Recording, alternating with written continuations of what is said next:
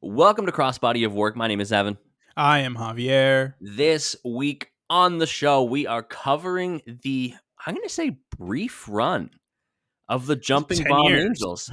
It is, but at the same time, their Wikipedia is maybe one of the most scarce Wikipedias I've ever seen for a prominent wrestling act.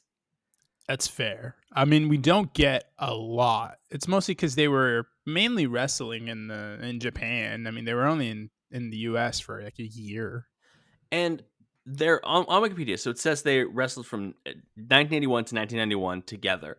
However, all of our matches come from between 86 and 88. That's it. Yeah. I mean, that's when they were at their peak, and it's also a matter of a lot of it wasn't really, like filmed and like easily distributed out. So we are just kind of confined to that time period because of that. We normally take a look at a wrestler's career through 5 of their most important matches, and sometimes there are, of course, restrictions on that. The older we go, the harder it is to find accessible videos because we want to make sure that you can all go see the clips as well. Sometimes we are restrained to watching things on Peacock, and that's a bummer. But, this week, everything is going to be available on fullpresswrestling.com as we cover the Jumping Bomb Angels, a team that I had heard of because they came to WWF and were miles ahead of literally anything else that the women's division had. I know them literally because the women's tag titles were retired because of them. Yes, they did lose them again, and then they got retired after because they just had nothing left to do in the women's tag division at the time. Yeah. What do you know about the Jumping Bomb Angels? I know that everything I had just mentioned. Literally everything I just mentioned is all I know. I know nothing about these women, admittedly, and it's bad. Well, okay. I know more about them now, but I'm obviously referring to what I knew prior to us preparing for this episode. Fair enough. I had heard the name. I did not know the names of the 2 women who were part of the team. So Noriyo Tateno and Itsuki Yamazaki. I did not know them by name. You don't really see a lot of other things on their Wikipedia. So, for example, Tateno, she starts in All Japan Women's Pro Wrestling. There's a middle section about the Jumping Bomb Angels and their jump to WWF. And then there's just a one line saying from 1992 until her retirement in 2010, Tateno competed in Ladies Legend Pro Wrestling. That's it. Just for, what is that, 28 years or 18 years? 18 years. She's just like, she just worked in this one company. That's cool. Yeah, she just, she vibed. Yeah. Yamazaki retired in 1991. That's the reason that they split up, and made her return by making a special appearance for Ladies Legend Pro Wrestling in 2008. Yeah. And apparently, Yamazaki lives, according to Wikipedia at least, in Bergen County, New Jersey. That is so incredibly random. Yes, we love random fun facts. Also, speaking of random, hey, help the podcast out. Rate 5 stars. If you're following us on YouTube, hit subscribe. Go in the comments, whether it's the comments or one of those 5-star ratings. Be sure to put in your wrestling hot take. We would love to talk about your wrestling hot takes on air. It would be super fun. Javier, give me the first wrestling hot take you can think of right now. John Cena is the greatest of all time. Ooh. I'm not surprised that you said it, but there will be people who disagree, and I find that fun. And I'm okay with that because they're wrong. That's fair. My hot take isn't really a hot take, but it is, I think, just it's a fact. You could kill somebody in a hardcore match. There's no rules against it. You could. It's not even a take. It's not. You could. Why has no one started a match with a gun? I don't know. Like maybe that's the take. Well, that was the whole thing with Brian Pillman. Yes, very excited for Brian Pillman Jr. to debut. That one vignette, Lexus King. The one vignette sold me in the name. I was against it. The vignette sold it. I'm in. I don't like the facial hair / like the part of his hairline that's like shaved down to like a buzz. I don't like that combo and how dark it is compared to the blonde curly hair. It does look slightly AI generated, like he chat GPT'd his forehead, but it looks exactly like what Disney wants to happen to actors. It's a very topical reference. I like that. All right, our first match for the Jumping Bomb Angels, January 5th, 1986, All Japan Women's Wrestling into the WWWA World Tag Team Championships, the Jumping Bomb Angels versus Bull Nakano and Condor Saito.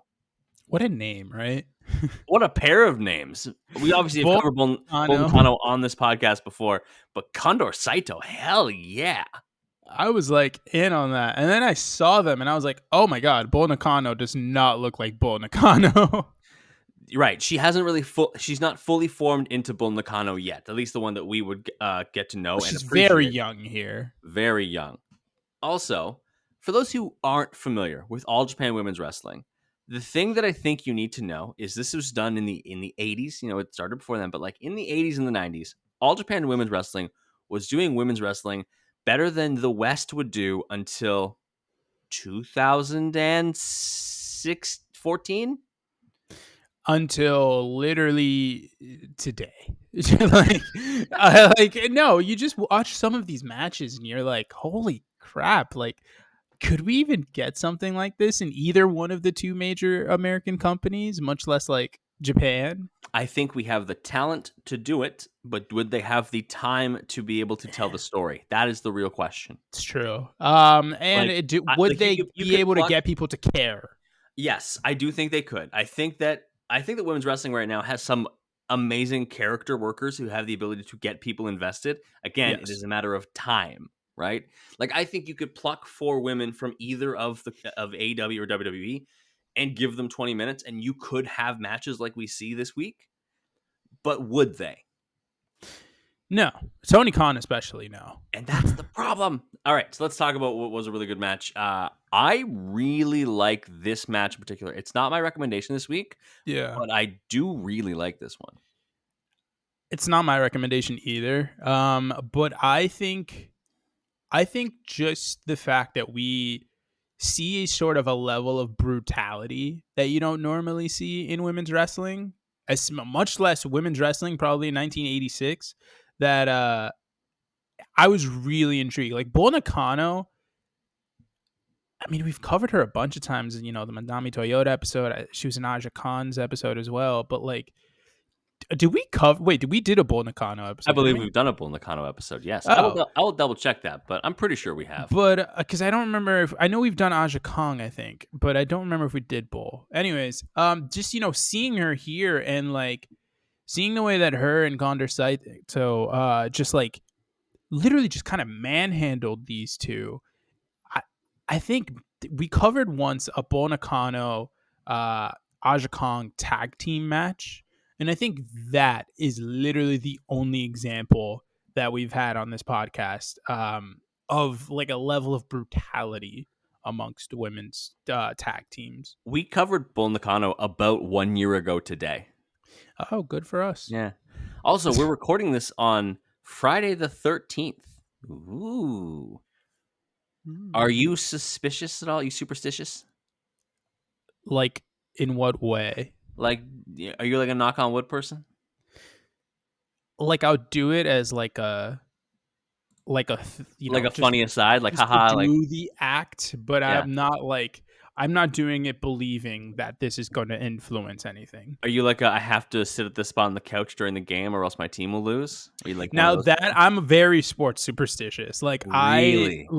if I notice a pattern of literally anything, like especially for the Vikings, I've noticed that if I don't watch the Minnesota Vikings, they lose. So I have been avoiding the Vikings like the plague.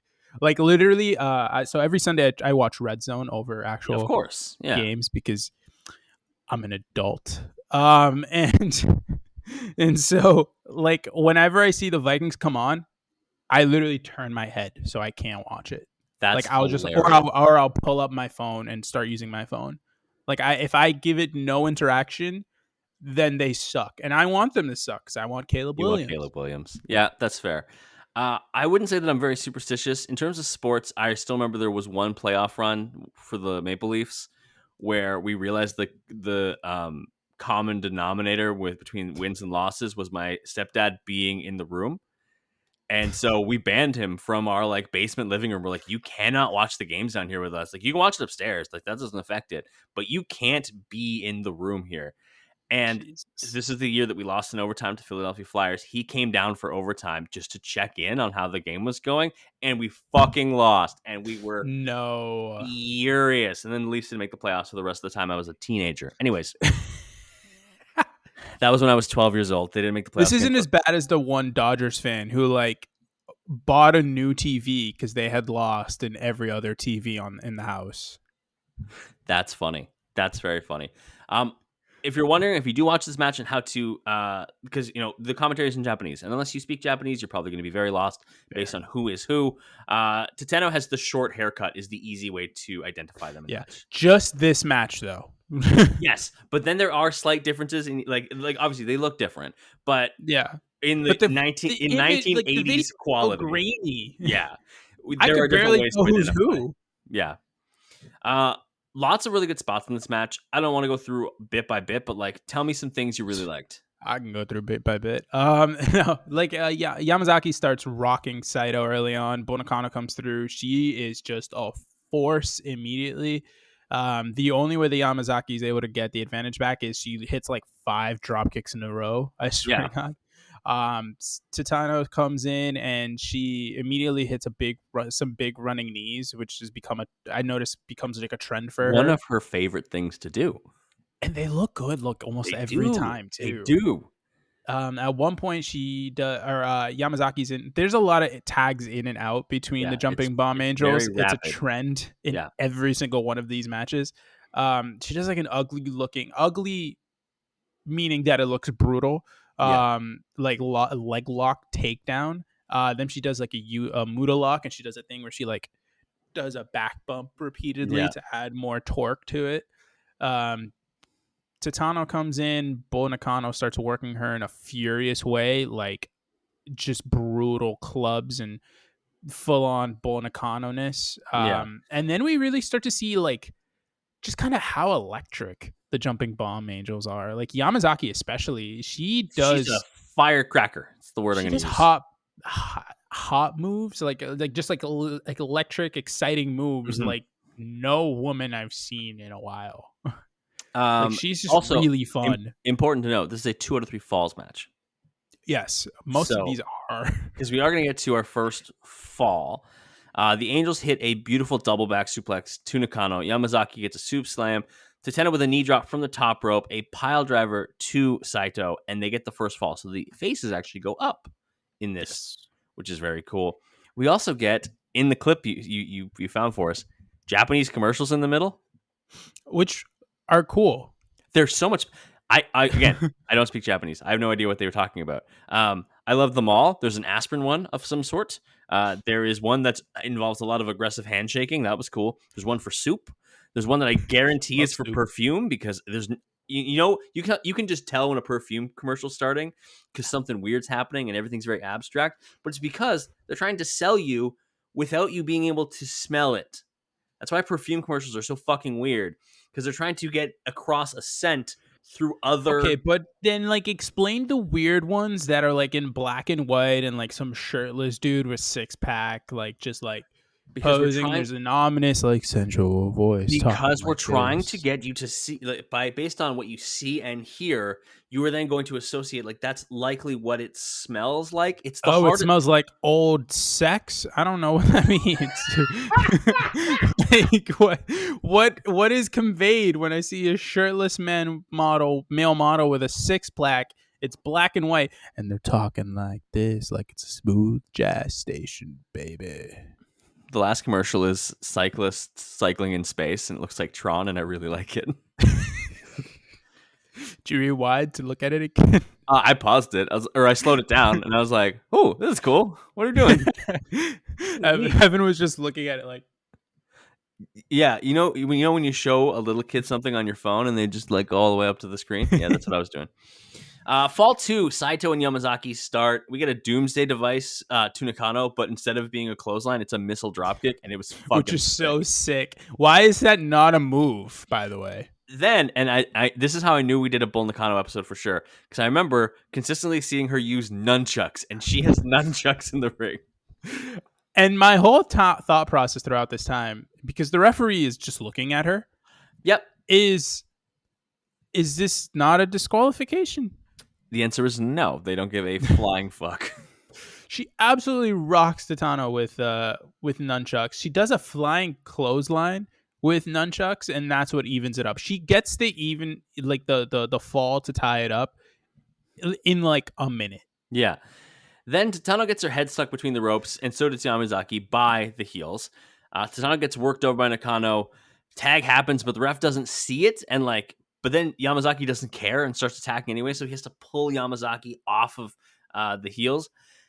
Yamazaki then gets hit with a bottle. Saito has a bottle for some reason, like a glass bottle. Did not notice that. You didn't notice that? That's what she has in her hand No. when she's like doing the attack. She has it's not a broken bottle or anything, but it's just like a I thought she had nunchucks too. A bottle you'd have like a ship in. Like that's what she has. One of those bottles. Just with the two sticks going in there, like. What old guy hobby are you going to take up? Ooh. Like, there's like fishing. Does that count? You're gonna be a fishing guy. You have the patience for fishing. I loved fishing when I was a kid. Okay. I'm a big hike. I like hiking, but that's not really an old guy thing. You don't want to walk. I'm gonna be that old guy that like puts his hands behind his back. You know what I mean? Like when they walk. I fucking stand like that already. Walk. They put their hands behind their back, and I'm just gonna like walk around. I already do that.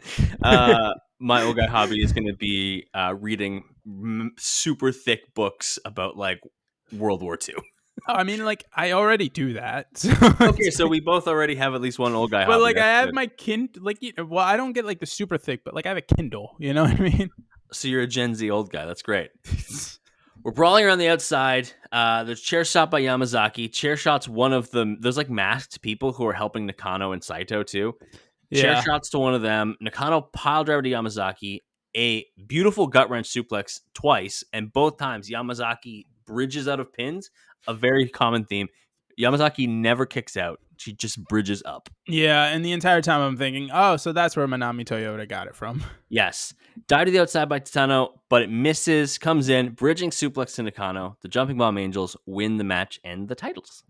It was a high bridging German suplex. Like, that was insane. She did, like, it wasn't a rainbow. It was like a freaking, like, it was like the steepest roller coasters. You know how they're like the world's tallest ones? They're always like that, pretty much. It was like that. I'm so thankful that they've put like POV shots of roller coasters now on like YouTube, because now I can like see what it's like and be like, cool. I'm never doing it. I have no interest.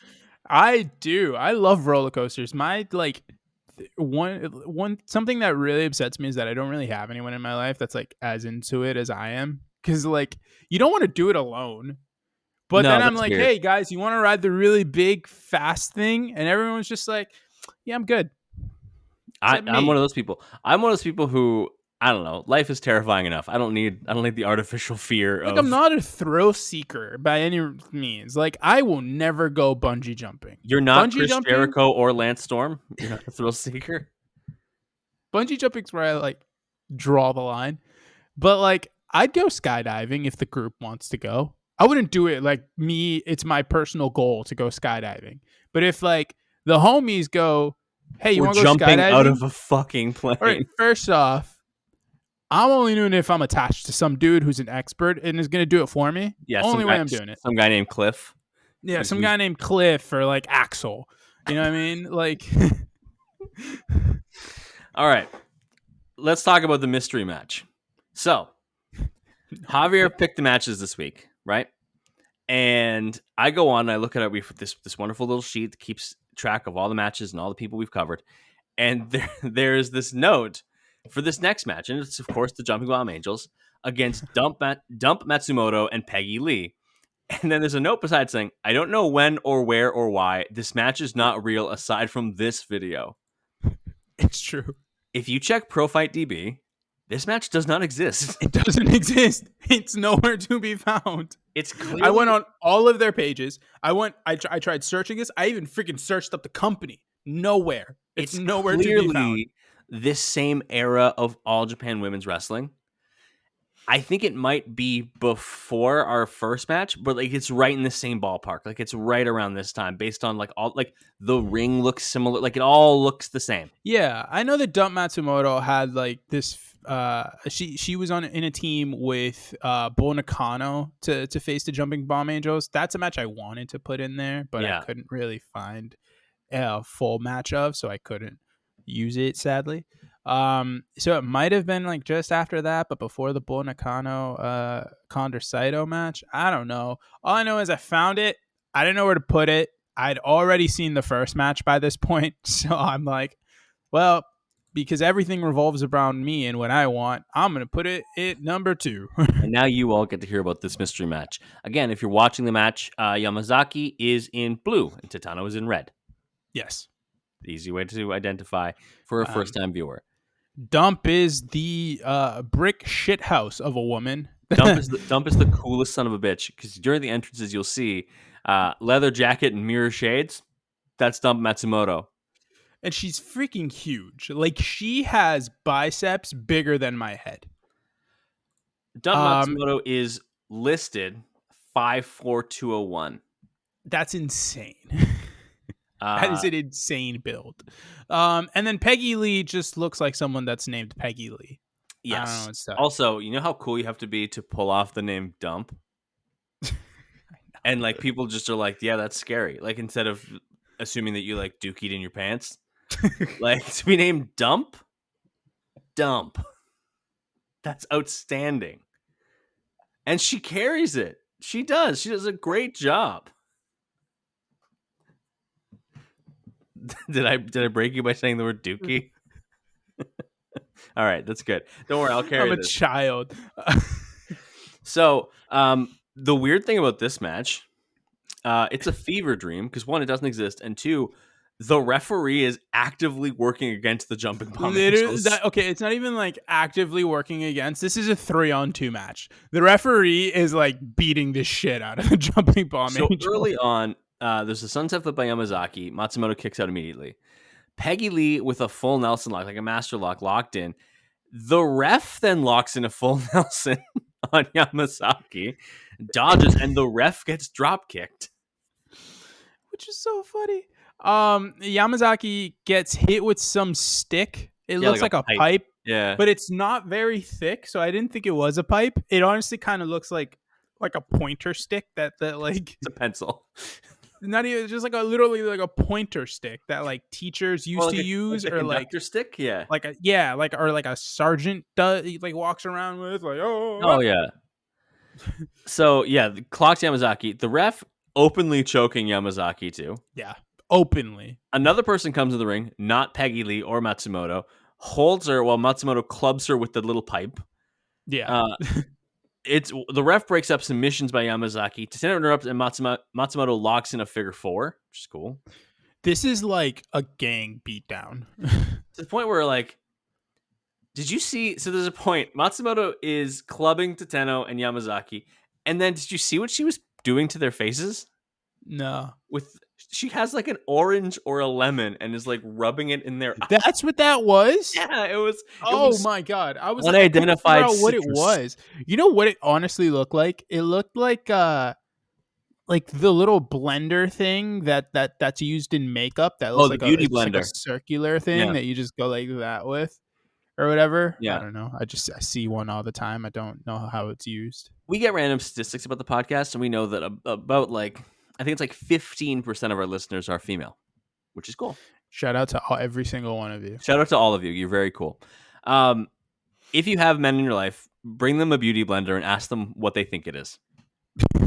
And report back to us with the results, because I'm sure it's funny. First time I saw my girlfriends, I thought it was a beanbag. Like those little beanbags. Like it was like a stress ball? Yeah, I thought it was like a stress ball, but like a beanie kind of one that, where you hit it and it makes the noise. Like you would use it for juggling. Oh my God. Yamazaki, after getting, lemoned in the face, goes to ringside and picks up a mic, and I can only assume starts talking shit. Yeah. There's literally no other like thing. I don't need to be able to speak Japanese to know that she is talking that shit right now. Yamazaki starts beating the fuck out of a ref who's just ringside wearing red pants. Kicking his ass. At this point, I kind of thought it was a shoot. I'm not even gonna lie to you. Pile driver by Yamazaki. Tateno breaks it up and then like dives on the ref to break it up, kicks her. We get some beautiful moves like diving crossbody by Yamazaki, a double drop kick by the Jumping Bomb Angels, a double clothesline. Bridging German with Yeah, a very deliberate slow count. The slowest count in history. Like the sloth from the DMV in Zootopia. Like that or guy. like what Nick Patrick was supposed to do at Starrcade 97. Correct. Double dropkick by Yamazaki to both Matsumoto and the ref, because like we said, this is a 4-on-2 at this point. More like 5. Apparently there's red pants outside. They brawl through ringside, and the ref just calls for the bell and just awards the match to Peggy Lee and Matsumoto. Yeah, and then some dude hops on the mic and probably overturns it. I don't know. I don't speak Japanese, but I just wrote that this was a fever dream. I don't know if this is real. This feels like a nightmare that wrestlers would have. Where it's like you go to have the match and the ref turns on you and people are squeezing lemons in your eyes. What? I think this is how Hogan lost the title once. Well, he'd tell you that story, and it was in front of 300,000 screaming Hulkamaniacs, brother. Yeah, in fucking New Hampshire. Unnecessary detail, but I love it. We're going to take a break. When we get back, we have one more match in All Japan Women's Wrestling before we head to the WWF.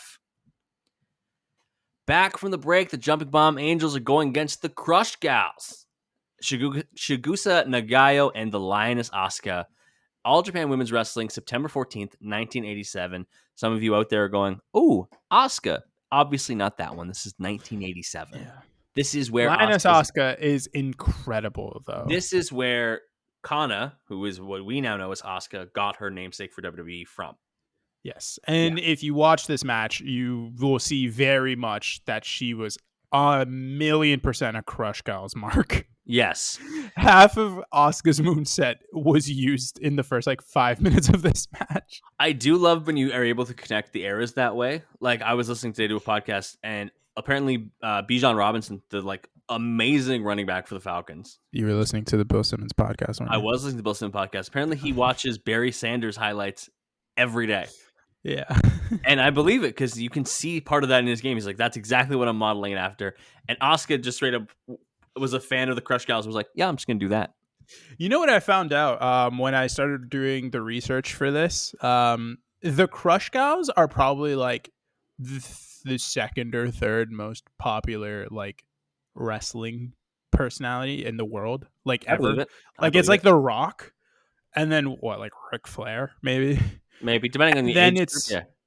And then it's the Crush Gals. In Japan, they were rock stars. I believe it. Literally what we would consider to be crossover megastars like Dwayne "The Rock" Johnson. Yeah. That's what the Crush Gals would have been in Japan at that time. And their run was not that long. And we mentioned in match 1 that the Jumping Bomb Angels win the tag titles.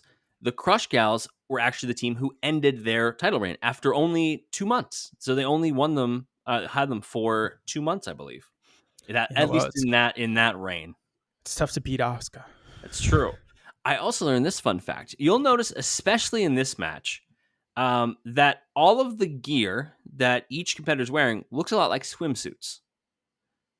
They pretty much look like full body swimsuits, you'd use for competitive swimming. It's because at the time, women's wrestling was not there wasn't women's amateur wrestling, and women's wrestling was still trying to get its footing, and you didn't really have access to tailors to make your own stuff. The closest thing to a singlet that a woman could find was a one-piece bathing suit. So most of them would just take a bathing suit and make adjustments to it. It makes a lot of logical sense when you think about it. Especially when you look at the Crush Gals, they just look like Olympic swimsuits. That they just alternated colors. That's literally it. Yeah, and they wrote their name on the back. Yes, that's it. It's when you think about it, it's definitely a disadvantage for women's wrestling because other guys, obviously you can just get someone to make you trunks, but if women's wrestling isn't as well known at the time, it's probably harder to find someone to tailor all your stuff for you. And the worst part for them, at least, is that like women's wrestling, especially in the '80s and into the early '90s, it was very like flamboyant. Like it was all about colors and like Yeah. really making yourself seem like lavish and just like very over the top. How the fuck do you make like just like a normal like thing like clothing that you buy at like a freaking Macy's look like Yeah. that? You know what I mean? Speaking of like over the top, this match has an entire cheering section of people with pom poms, and it's electric. I want cheerleaders at wrestling Oh my events, god. but like And just they were crowd. so well synchronized. It was incredible. It's some of the most fast. Is this your recommendation of the week? Yeah, Yeah. absolutely. So same here. This atmosphere is unlike a thing that I've experienced watching wrestling before. It's Yeah. so interesting. And also the in-ring quality is out fucking Oh my standing. god, the Crush Gals. Like no, the Jumping Bomb Angels are absolutely no slouches. We've giving them nothing but praise so far throughout the first couple matches that we've covered. In this match is when I realized there are levels to this shit because the Yeah. Crush Gals are freaking good, man. What were some of the spots that stood out to you in the match? At the beginning, first off, streamers galore. Like I don't think I've ever seen that many Oh man. streamers in a ring. I will say Like even Prime Young Bucks in Ring of Honor or like PWG, I've never seen streamers like I that. still thought it was funny that one Japanese house show that WWE put on the network, Oh yeah. and they did the streamers for Owens versus Balor. Balor. Yeah. And you can tell WWE was like, how many streamers do we normally have? We don't know. Just get a lot and just fucking go to Just town.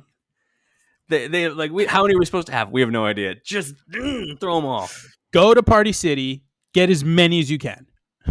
I love Party City. What a great place.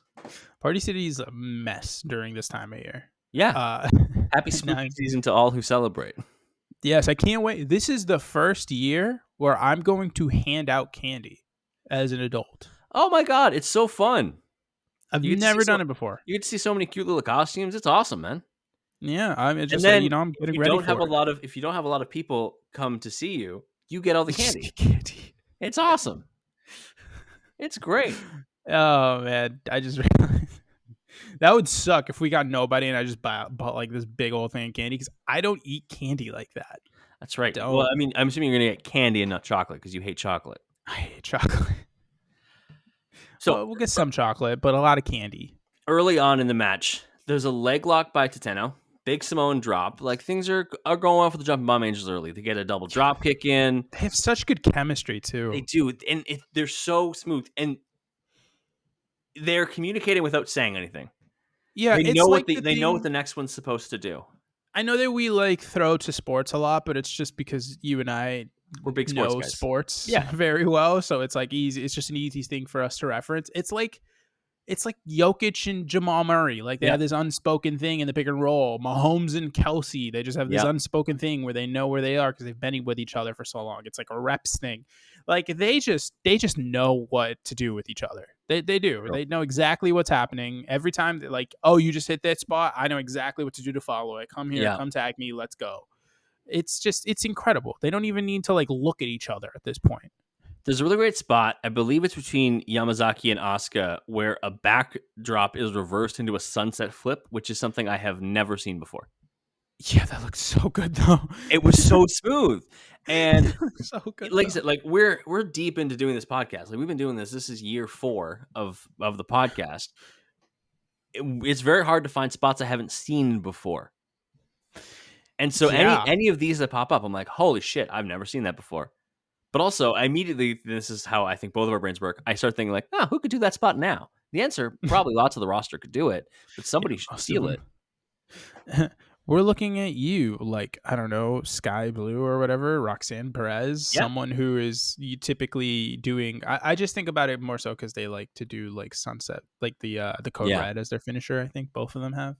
So like just do that too. It's a good finish. Would be cool. One of my favorite things, and so Lioness Asuka hits a belly to belly for a near fall at one point here. After the Bomb Angels have been wearing down Nagayo for the longest time. And then I didn't spoil this for you. earlier. So now I get to catch you by surprise here. I have a new finisher. If I were to be a wrestler, So the chair shot off the top rope is being retired. it's it will be busted out for special. It's a special finisher. Oh, so it's like your burning hammer. It's my burning hammer. Okay. What is your new everyday finish? The fireman's carry into the armbar that fucking line. I think it's Lioness Asuka puts it on, not Nagayo. That is the sickest, coolest, most incredible thing I've ever seen in pro wrestling. It's so sick. Effortless. Effortless. Just give me that arm. That arm now belongs to me. Like, I think Shinsuke Nakamura used to do it, and when he was in Japan, he'd bust it out every once in a while. It has never looked that good.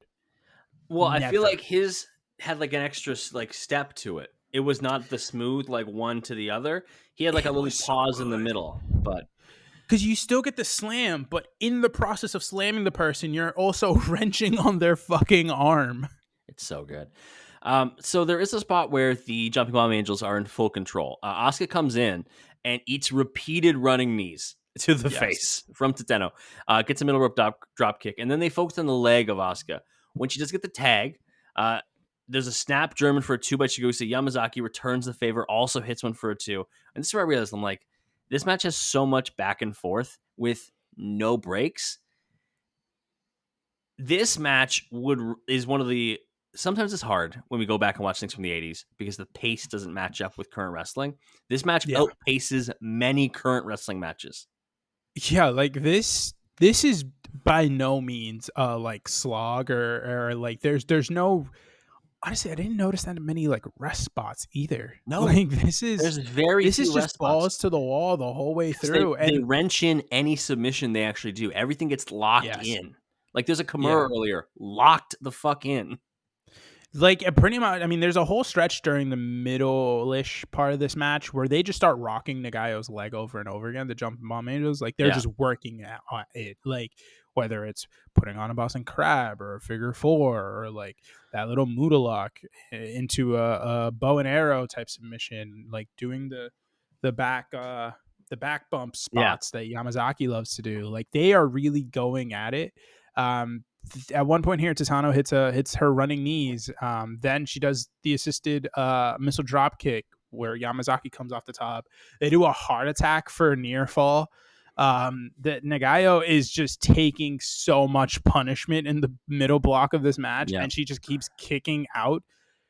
And then when Lioness Asuka comes in and the crowd pops like crazy, it's like this is also, I'm pretty sure, I don't know if it actually is, but I'm pretty sure this is a babyface match because both of them are getting massive reactions. It's funny because underneath in the YouTube comments, there were, I think, 2 separate comments being like, I don't know who the heels were. And I think, having watched it, like, I do think both are baby faces, but just the Crush Gals are so over that they're just the more baby faces. You know what I mean? Yeah. Some other spots I want to talk about briefly. Doomsday Device by the Crush Gals for a 2 count. Chigura hits a T-bone suplex at one point, which is fucking nice. I love a T-bone. The Jumping Bomb Angels get stereo dropkicks from the top rope and then a diving headbutt splash combo for the win. And my only note after the win was at least the refs weren't actively kicking their ass. Yeah. This is, I'm just going to go out on a limb and say it. This is not only my recommendation for this week. I genuinely, like, and I mean this with all sincerity, like this is not just me being blind in the moment. I genuinely think that was a 5-star match. I do too. Like that was that is one of the greatest women's matches I have ever seen. I'm looking back on our most recent episodes and I'm trying to think of when's the last time a match that I would recommend was as highly recommended as this match. You got to go back a while. No, like there are some that were still like there's at least one of the Takeshi Morishima matches that I would like is not it's not as good as this match, but I'd still recommend it just as highly. Before that, maybe one of the Midnight Express matches. Not even that for me. Like this is the best match we've covered in a very it's got to be like one of those 3 parts before. I'm thinking ROH or Owen Hart. So like episodes 150 to 152. Yeah, like what is that, September? Or not September, February? 30 weeks ago.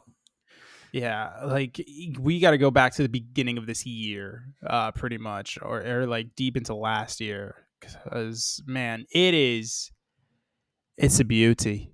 We've covered So a beauty. let's talk about their switch to the WWF. Mid 1987, they joined the World Wrestling Federation, and now that's where we Yes. go with Survivor Series 1987. We have a Survivor Series traditional elimination match. This is a match where you will get to see just how far ahead the Jumping Bomb Angels are compared to everyone in Western Oh my wrestling. God. There's one woman in this match who I think does a good job of keeping up. I want to see if we have the same note about that. It is the Jumping Bomb Angels, Velvet McIntyre, Rockin' Robin, and the Fabulous Moolah versus the Glamour Gals, Sensational Sherri, Dawn Marie, not that one, and Donna Christinello. This Dawn Marie looks absolutely nothing like our Dawn Marie. Let me tell you. The Glamour Gals are Judy Martin and Leilani Kai. They're the women's tag team champions at the time. The Jumping Bomb So Angels that everyone knows, the Glamour Girls are literally, aside from this match, the only opponents that the Jumping Bomb Angels had in their entire run in the WWF. It's very weird. Jumping Bomb Angels are just announced as being from Japan. They get a big response during their intro, and then when Moolah gets announced, she gets booed. It's like they knew. As she should. It's like they knew. Survivor Series matches kind of suck, right? We're in agreement on that. That's not a hot take. It depends on the match. I think that There are the some that are one- good, but the first post, most recent brand split one was good, where it's like Yeah. the Shield, it's the Rollins and like what was it? It was like Bray Wyatt, Orton, Shane, Ambrose, and Styles versus and then Jericho, Owens, Roman, Strowman. Rollins, and Strowman. Yeah, That match was great. That was I really good. enjoyed the match. But on the whole, because of the way that undercard guys usually, like mid and undercard guys, like not really the focus. And then there's always a couple of like fringe main eventers or guys who are just not in the main event story right now that are in there, and those are the ones that end up getting like the winning falls, and you're just like, okay. Like there's a lot of great Randy Orton performances in these matches, but the matches themselves are just like not great. They're just mid. Recently, I was on the road for work, and I wanted to throw on an old wrestling thing, so I picked an old Survivor Series, and I wouldn't say super old, but I watched the first half of Survivor Series 2000. Mainly because I was like, mid card's fun back in the day, like Attitude Era mid card, whatever. Oh man, like so many good work. Like there's some good workers in this match that I'm about to talk about. The Radicals versus Billy Gunn, K-Quick, Road Dogg, and China. So in that match, Dickhead's a good worker. Malenko's Malenko. Eddie's Eddie. Billy Gunn is fine at what he does. He's in the ring. He's pretty good. God, it's me, Billy. I was watching and like, man, the action is too. It kind of sucks. It kind of sucks. It's just like a little bit. It kind of sucks. You know who stood out in that match though? K-Quick, aka R-Truth. He looked fucking fantastic. I will say when they main event with a Survivor Series match, like tag match, Maybe that's when they're good. Yeah, that's the difference. That's when they're good because the Team Cena versus a Team Authority one was really good. Shout out to Kane versus Chris Jericho, the match that happened because of spilt coffee. All right, let's rapid fire some of these eliminations because this match is pretty bad. Yeah. First elimination is Velvet with a victory roll on Donna Christinello. Shout out, I guess. Pour one out. Shout out to her. She did her best. Rockin' Robin gets dragged to the corner, gets abused by the heels. Leilani Kai hits a terrible looking crossbody. I don't even know who ends up hitting the running crossbody to Dawn Marie to eliminate Rockin' her. Robin. Is it Rockin' Robin? It is. And so the heels go down. Rockin' Robin eliminates her. The heels go down 5-3 early, which is unheard of. Yeah. It's when was the last time that you could think of it? Is it the Cena versus Team Authority one I think where Mark Henry goes down and then there's there's someone else goes down and then suddenly you're like, what just happened? And then Big Show fucks it up for everybody. Yeah. Yeah. Dickhead. So it's 5-3 for the baby faces. That's when the Jumping Bomb Angels finally make their appearance in the ring. And they are, again, just twice as fast and 12 times as crisp as anyone in the ring. Yamazaki in, high knees. Tateno in, arm drag off the top rope, pull Sherri into the ring, elbow, double underhook suplex. She's just whooping ass. It's awesome. But then the faces do lose a member because Rockin' Robin gets isolated in the corner. A scoop slam from Sherri eliminates Rockin' Robin. So it's 4-3. A scoop slam. Scoop slam. Well, that's the thing is everyone starts at like 30% health in a Survivor Series elimination match. This is so freaking true. Like, remember when Gunther got eliminated like super quickly? Yeah. Yep. You remember that? You remember that? Yeah. You remember when that happened? It was bad. So we get back in. Jesse Ventura is on commentary, and he has a point that a half-baked idea. It's like me with the no DQ guns earlier. Kevin Wilde. One of these girls should shave their head, then they won't get pulled by their hair anymore. You know, he's not wrong. He's not wrong. I think he may be saying this because he's actively balding at the same time. But also, wouldn't it make more sense if they just wore like a cap instead? Like a swim cap? Yeah, I mean, they got the swimsuits already. That's true. Moolah gets brought into the ring. Double clothesline by the Glamour Gals. Fabulous Moolah's eliminated. The world rejoices. Everything's great. So it's 3-on-3 again. It's the worst double clothesline I've ever seen, by the way. Yamazaki with big right hand. The faces work over the legs of Judy Martin. Velvet puts on a crab and a surfboard. And that's where I was realizing Velvet McIntyre is the only person in this match who is keeping up with the Jumping Bomb Angels. No, I think Sensational Sherri looked really good. She's the one I thought you were going to go with. No, I thought Velvet looked really good too. So you know what? Sherri was all right too. So Sherri the was two. very good. And they were the feud for the women's title at the time. So that makes sense. It makes a lot of sense. She puts on a bow and arrow, like you mentioned. Leilani Kai hits a butterfly suplex. And then the bell rings, even though there was a near fall. Yeah, and commentary has to immediately be like, "Oh, there was no elimination. Everything's good," because that would have eliminated. Waving his hands. Yeah, that would have eliminated a Jumping Bomb Angel, and we can't have that. Nope. Velvet McIntyre does a big swing. Shout out to Claudio Castagnoli. I loved it. She only does one. She only does it for like 4 or 5 rotations. I think she gets to 5 rotations, and I'm like, all right, this is still cool. She does another victory roll, pins Sherri, and that's what's going to lead to their kind of title feud because she got a pinfall over the women's champion. The easiest way to book title feuds in December in WWE is to have your champion be in a Survivor Series match and get pinned by somebody, and then you have a one-off match based on that. And that's your just the G1. That's basically what they do. Yeah, that's your Armageddon feud. That's it. Yeah, I mean that's all it is. It's like I said, the G1. I mean they no, the champion never wins the G1. No. So whoever pins the champion at any stage gets a title match. Tateno's in, double underhook suplex, body scissors. Velvet gets tagged in again, even though she had just been hurt, like her back was hurting. Leilani hits what actually was a surprisingly lit move where she bounces Velvet off the ropes and hits an electric chair drop. Yeah, it's like it's a slingshot electric chair is what I called it.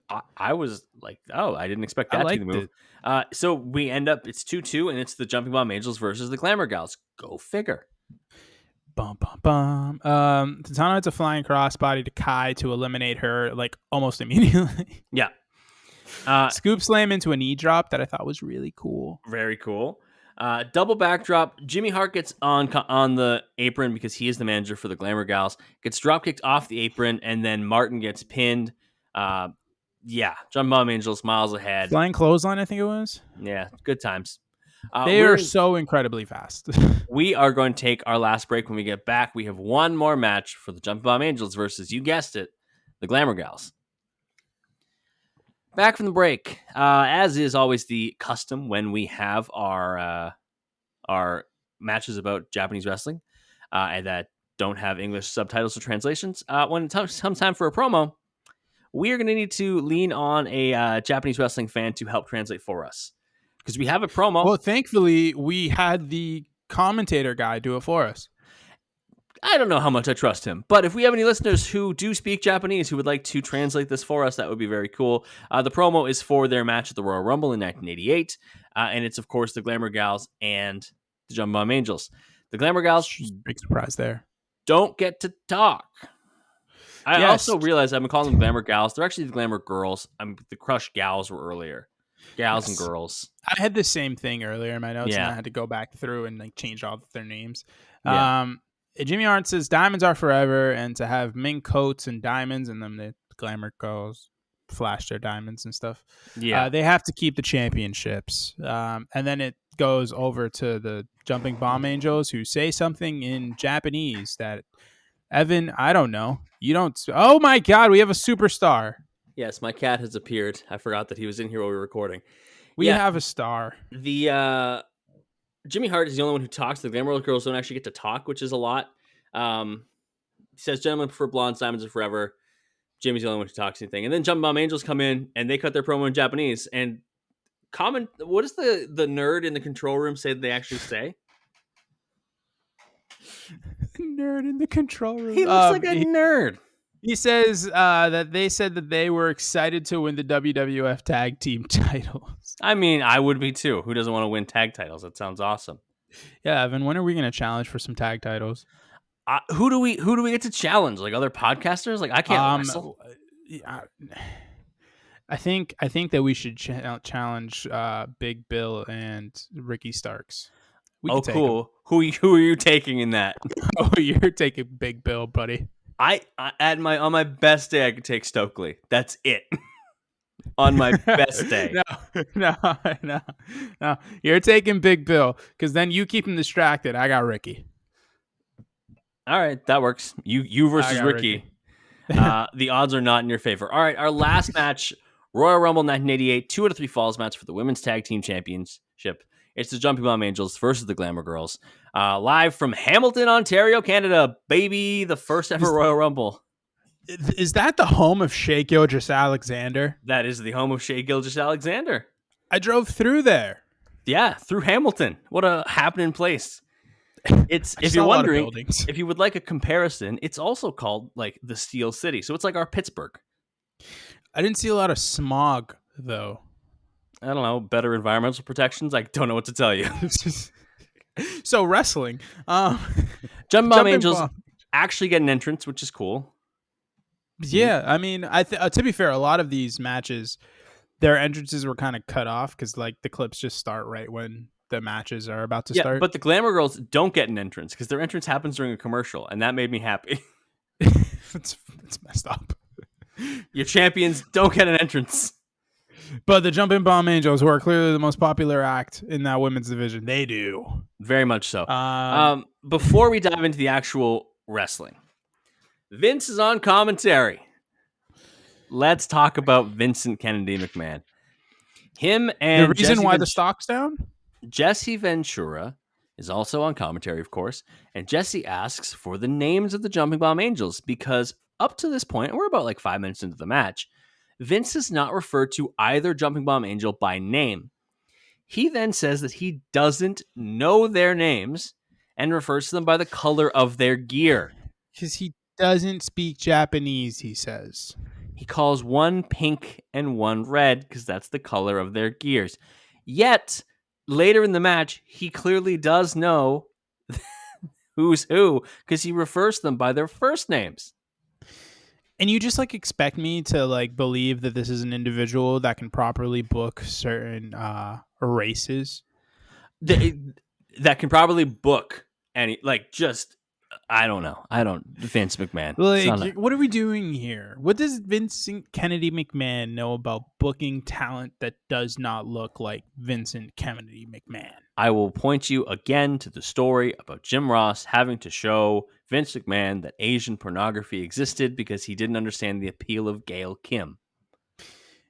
So the Jumping Bomb Angels hit drop kicks like immediately to both Glamour Girls. Yamazaki was gonna hit like a power driver. Like she had, I think it was Judy Martin. She had her up in the power driver position, and then like suplexed her, which she does twice in this match, and is a weird spot. Power driver. but I kind of dig it. I don't know. It's just it's a weird thing to do, but I like it. I respect it. Leilani Kai comes in the ring. We get a running knee from Tateno. Yamazaki with a drop kick, series of forearms, double figure fours by the Jumping Bomb Angels. Yamazaki gets power bombed as she's pulled off the top rope. Yes, wasn't expecting that. I was pleasantly surprised with the Glamour Girls in this match. I thought they were doing all right. Well, Leilani Kai's a good worker. Leilani Kai is a very good worker. We've seen her like once or twice on this podcast already. Judy Martin, I know nothing about. We saw her in the Alundra Blaze episode. Yes, WrestleMania. And in the Wendy Richter episode. Yes. Yeah. And then honestly, you know what? We have covered a wide range of women's wrestling. Go cover, like, honestly, there's some of my favorite episodes to go do. So you should go listen to those. They're really fun. Especially Manami Toyota. A lot of people go back and listen to our Manami Toyota episode, but like go back and listen to the Manami Toyota episode. She's awesome. Who else was a really fun episode that we did? My goat. Beth Phoenix was a super fun episode. Yes. I really enjoyed that one. Awesome Kong was a good episode. Mickey James. I really like the Michelle McCool episode. I also really like the Michelle McCool one. And honestly, shout out to the Alicia Fox episode. It was fun. Alicia Fox. Because we did that a lot. So our first fall is backwards power bomb, baby. Backwards power bomb by Kai. I thought it might have been Judy Martin. I think it was Judy Martin, actually. Yeah. And so the Glamour Girls go up 1-0. Tateno and our next fall, great clotheslines, middle rope clothesline, crossbody.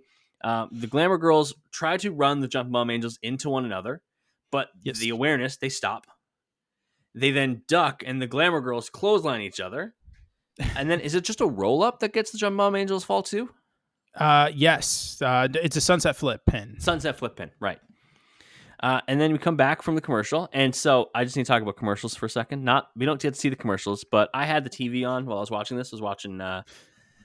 Did the Tron commercial come back up? I know. I was watching... I wish. I was watching Thursday Night Football on the background. And a Cars for Kids commercial came on. Stop it. I had a visceral reaction. And I didn't mean to. I just went, no! And I muted the TV. I didn't mean. Donate your card today. You've never been more of a heel in my eyes than right now. That's the most despicable heel shit I've ever seen. I've seen that commercial so many freaking times. I know it word for word. It is a top 2 terrible commercial, and it's not 2. What is in contention?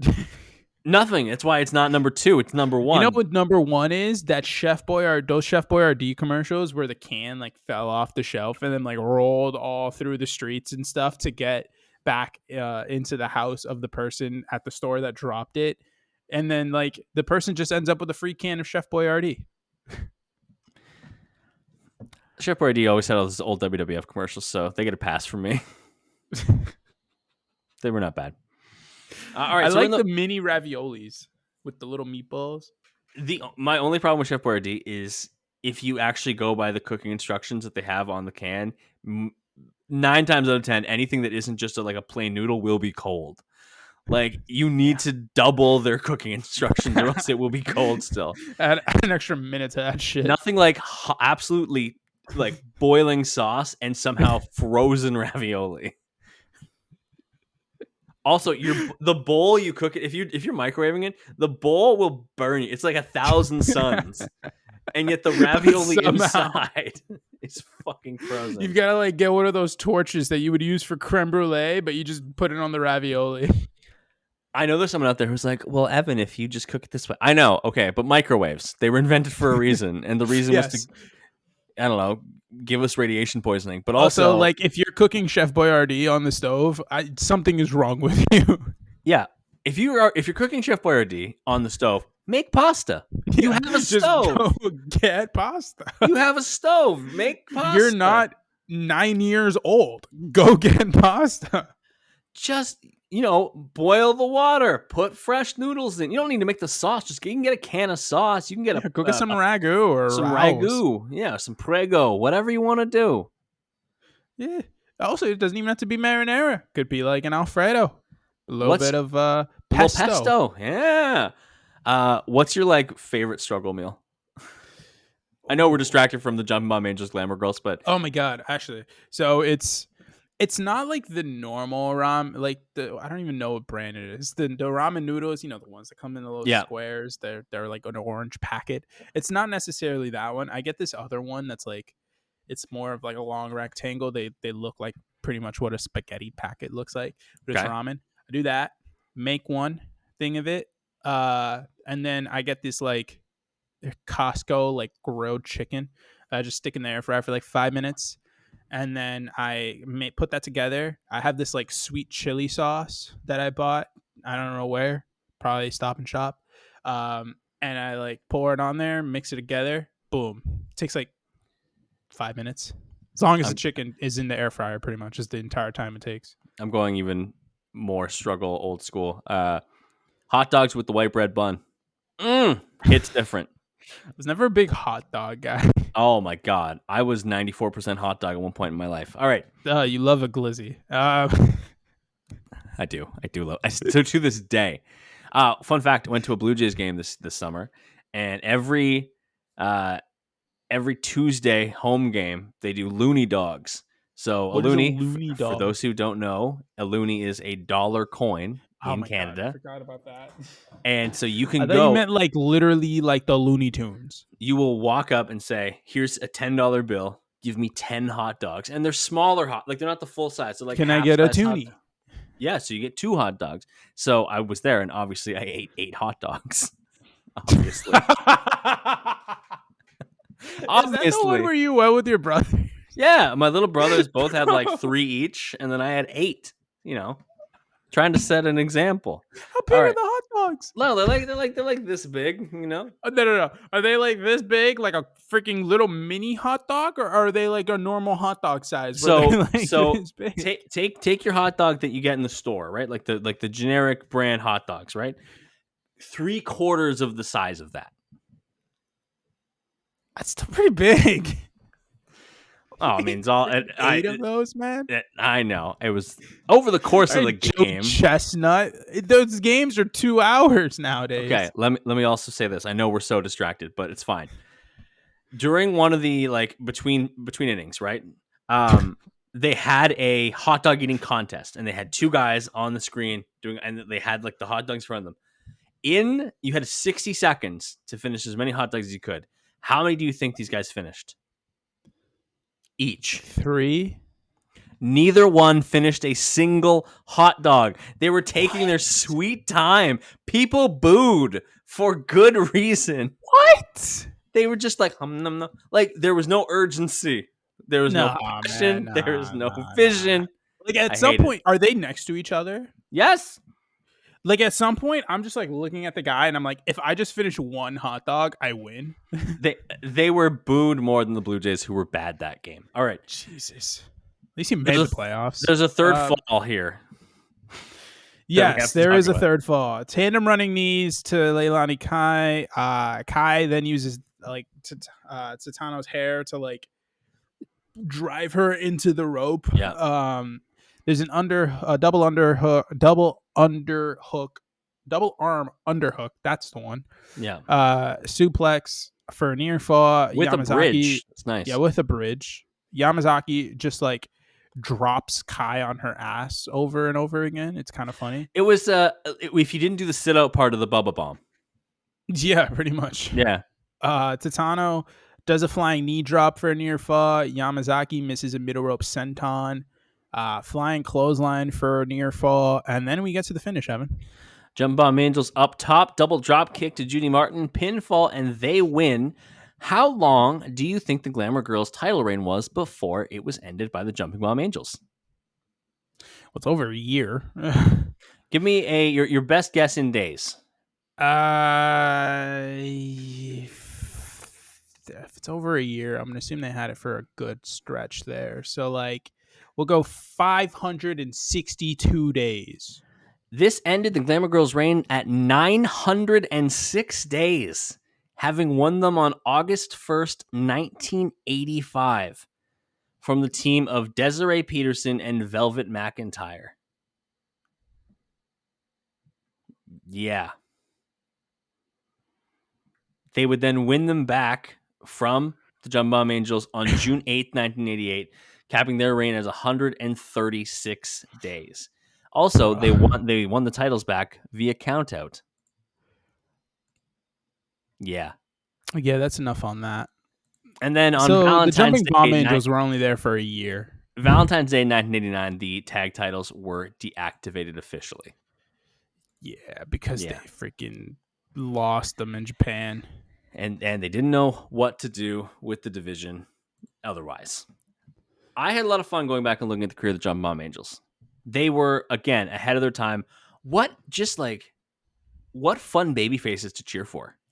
Yeah, like just genuinely exciting. Honestly, like both of them, because they both had like similar flares as Yeah. far as like they both had similar aura, but they went about it in different ways.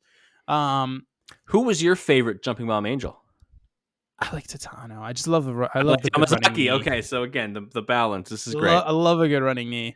But like no, they both kind of reminded me of like they both were like 2/4 or three fourths of the way to or 2/3 or like 3/4 of the way to like Manami Toyota. Like Yeah. they were just really excited. They have kind of similar move sets to her. You could see that the Manami took a lot of inspiration from them as well. And she just kind of like evolved. She's like the evolutionary Jumping Bomb Yeah. Angel.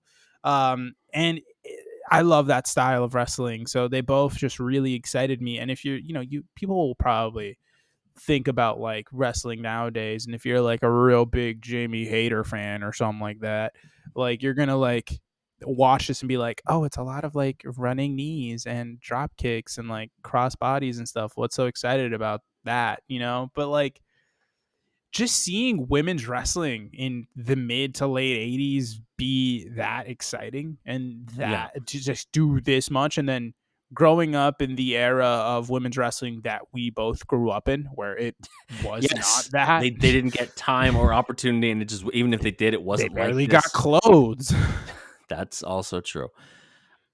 These matches, specifically the match against the Crush Gals, I also think that opening match against Bull Nakano and Kondo Saito, you could watch them today as a wrestler and gain things from it. And notice I didn't Yeah. say as a women's wrestler. You can watch this as anybody who wants to do tag wrestling, and you will get tag psychology. You will get double team maneuvers to use. You will just learn about pace. I think that's the big thing. Learn the importance of chemistry, because I If think I had to that's what pick was really big. a word to describe the Jump Bomb Angels, it was pace. Constant, consistent. They were always up. It's like any good soccer player who just never loses that stamina through the whole game. So like first minute, 90th minute, they're still running around the same speed. That's such a game changer.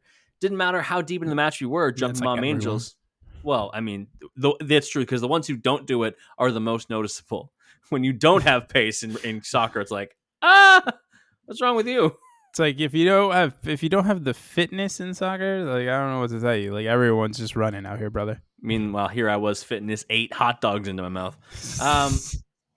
It was a really good time. Of course, the Crush Gals is the recommendation this week. Yeah. What a wonderful match. What a wonderful life. What a wonderful world. Louis Armstrong. You should follow us on social media at Crossbody of Work on Instagram and Twitter. We are on the road to continuous to build. There's lots of extra content for you. That's the best way to sell it. We do lots of cool reels. We post lots of fun things. You can connect with us on Instagram or Twitter. You can shoot us DMs. They're always open. At Crossbody of Work, we just are thrilled that people continue to listen, and we want to connect with you. So hit us up on those. If you're already watching on YouTube, hello. You saw my cat earlier. Wasn't that cool? Also, Show you mine, but she's dead asleep over there. You should subscribe on YouTube if you aren't already. There's lots of extra content here too. Every week we're doing extra bonus videos. We recently did a revisited series on Randy Savage. We recently did another one of our Take a Card, Make a Card episodes, which is a really fun gimmick. We've had wrestler interviews. We interviewed Nick Sullivan. He was awesome. And also, if you are watching, hit like on all those videos. It helps us out tremendously. Fullpressshop.com. Cop the merch. Support the boys. Help us out. Javier's got the Fresh Prince t-shirt on. Hopefully coming up with some more merch designs ahead of WrestleMania weekend. So we'll have to see what those look like. Perhaps. FullPressWrestling.com for all the matches. Of course, as usual, you can follow Javier wherever he tells you right now. I forgot to make the sign, so it's just going to be at JMello Sports. On the Twitter machine. On the Twitter machine. I'm also on the Twitter machine at It's Evan Gomes, ITSEVANGOMES. Next week, we dive in to a lucha legend, somebody who was instrumental in ECW, WCW, and did have a run in WWE, but it wasn't nearly as good. I'll talk about that. We're going to talk about it, unfortunately, but we are going to cover the career of Juventud Guerrera. We're talking about the Juice. Hoovy. I have always had a soft spot for Hoovy. He was one of the luchadors that I first looked at, and I was like, you're cool. I can't describe what it is, but you're very cool, and I want to watch every match you have. He had a match in AEW. He did, which is impossible to find. AEW is good at keeping their shit under wraps. They're not good at keeping their pay-per-views under wraps. I can always find like pay-per-view matches on Daily Motion. But Dynamite matches, hard to find. Impossible. Yeah, impossible. No. Dynamite just goes into the ether after. So yes, he was a Labor of Jericho. Was that what that was called? Yeah. It was like the Labors of... It was the Labors of Jericho or the Trials of Jericho. It was one of those. I don't know if it was that or if it was in the Moxley, like the second to Moxley feud when he was I want the Lionheart back. No, he was one of the trials for Jericho to get through to... Yeah, because I tried to find it. To get to Max. Okay. Yeah, to get to sense. Max. Yeah. Juventud Guerrera is next week, and then the week after is Halloween. We have a very special episode for Halloween. We're not going to tell you what it is yet, but that's the spoiler. It's very exciting. I was considering doing a Mordecai episode. It's not Mordecai. There's not enough matches for Mordecai, sadly. Well, we do Kevin Thorne, too, and we talk about vampires. There aren't enough matches for Mordecai. There should have been more. It should have been me. Dolph Ziggler meme right here. Thank you for listening this week as we dove into the career of the Jumping Bomb Angels. It's time for everyone's favorite part of the podcast. Javier, any final words for the people? This week on Life Advice with Javier, it's actually life advice for Javier. Evan, I am in probably amidst of a transition in my career. Okay. And I know that you have transitioned away from multiple jobs at this point because you are in your 30s, and that's just what kind of happens when you're in your 30s. Hey, you old son of a bitch, you've moved. You've gone other places. What is your advice request? When you're about to leave a job that you have no hard feelings for and your boss likes you, how do you go about the 2 weeks notice thing? I'm always a big face-to-face person with managers for 2 weeks notice. Okay, but what if your boss is in Florida? Well, then virtual is still in terms of the ranking, it's face-to-face, it's video call, then it's phone call, then it's an email. And then on the bottom is writing it on a cake, delivering it to them, and never speaking to them again. So you want to go with the Zoom video call route, telling them hey, my situation has changed. I found another opportunity, giving you my 2 weeks notice. I'd still like to be able to secure a positive reference from you in the future. If that's something that you're comfortable doing, make sure you ask people for a positive reference, not just a reference. Yeah. Some people will be like, I'll give you a reference and it's going to suck. So make sure you secure that positive reference. Say that you have no hard feelings, that if you know anyone, you will recommend them for positions in the company. That's always a positive thing to do. I know that's what I talked about in my last job. I had an exit interview and they asked me a little bit about the company. I said, here's all the things I think you're doing really well. I will keep my eye out for people that I know that are looking for jobs. You were such a great company. I will gladly try to send you really talented people because you're really great. So those are my recommendations. Yeah. If you want to do something nice, if you've got an office, bring in treats in your last week. I don't want to go back to the office. All right, you don't actually work in the office, yeah, but I haven't been there in months. That's advice for those who are in an office pretty consistently. Bring in a nice little thing, donuts on the last day or whatever. People will really appreciate it, and then you have a really, even if people are bummed that you're leaving, at least it's a really positive note to end on. So they're gonna be like, "Shit, who's gonna do all that now?"